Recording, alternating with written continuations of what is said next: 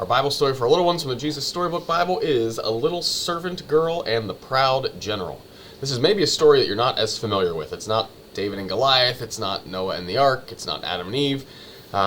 It's this guy named Naaman who has leprosy. And he goes to visit this prophet in Israel, and he asks him to heal him. And the prophet's like, just go wash in the river. And Naaman's like, that's ridiculous. I came here for a show. I came here for a miracle. You're telling me to wash in the river? I'm not going to do it. And this little girl tells him, why don't you just do this simple thing that he's asking you to do? If you would have done some big, difficult task to be healed, why don't you just do this simple thing? And so Naaman goes into the water, he washes, and all of a sudden his leprosy is gone. Right? And so, awesome takeaway here for us. God is into the details, the small stuff. Right? He sometimes asks of us big things, but most often he just asks simple little things. Can you just pray every day for 5 minutes? Can you go to Mass once a week? It's an hour.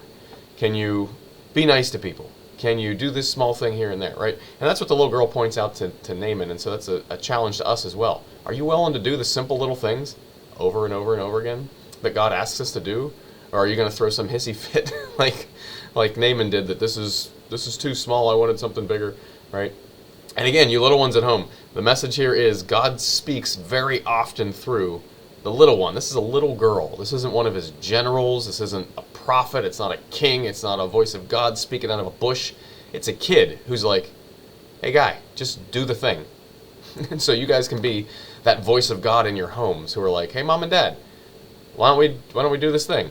Right? Why don't we pray as a family in this way? Why don't we try the rosary? Why don't we read a Bible story together? Why don't we go to Mass today? Why don't we do whatever, right?